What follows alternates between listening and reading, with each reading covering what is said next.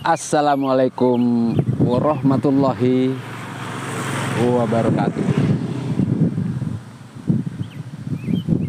Ini video yang kedua, yaitu berkaitan dengan ketersesatan ajaran Islam.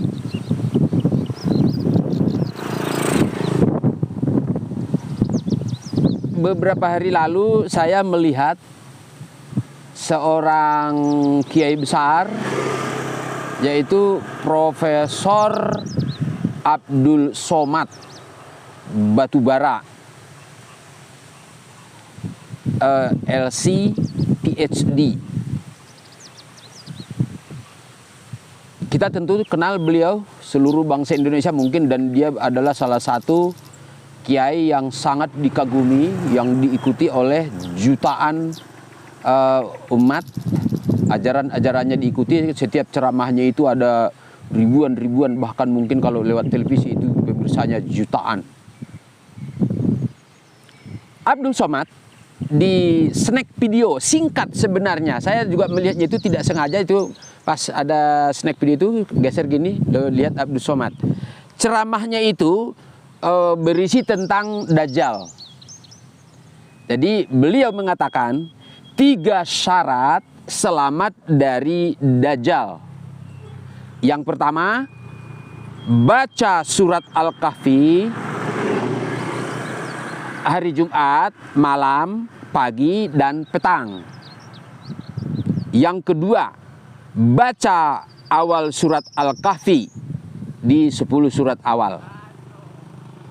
Kemudian yang ketiga, itu ada doa yang dibaca sebelum salam.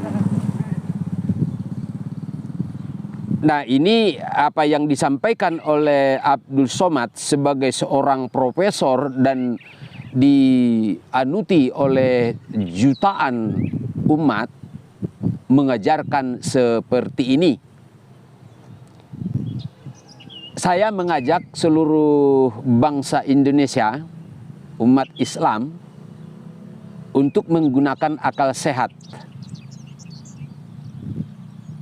Bagaimana bisa surat Al-Quran, Al-Kahfi itu dijadikan semacam mantra-mantra untuk selamat dari Dajjal? Ini tentu ajaran-ajaran yang tidak masuk akal dan mustahil ada dalam agama. Rasulullah mustahil pernah mengatakan baca Al-Kahfi untuk menghindari diri dari Dajjal. Itu satu jawaban dari saya, tapi saya coba menjawabnya dengan cara yang lebih sederhana, bahwa Dajjal itu sudah disampaikan oleh para nabi akan muncul di masa depan.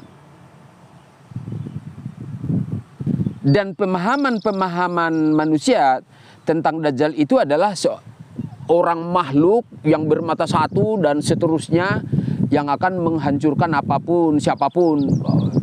Ini pemahaman yang diterima oleh atau dilihat oleh para ulama lewat mungkin hadis-hadis. Tapi saya, Juan Siregar, yang telah Allah wahyukan tentang itu semuanya, Dajjal itu bukanlah makhluk, tetapi Dajjal itu setara dengan zaman. Kalau di zaman Nabi Muhammad itu ada namanya zaman jahiliyah, kalau zaman sekarang namanya zaman Dajjal.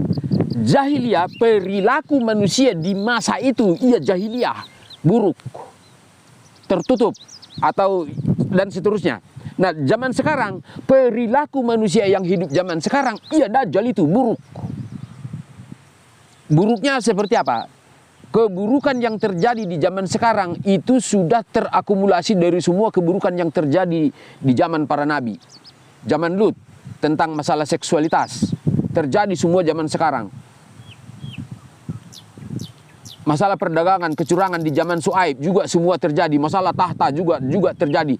Jadi segala keburukan-keburukan yang terjadi di zaman para nabi, di zaman ini terjadi. Nah, ini yang diprediksi oleh para nabi itu akan terjadi sekarang. Zaman.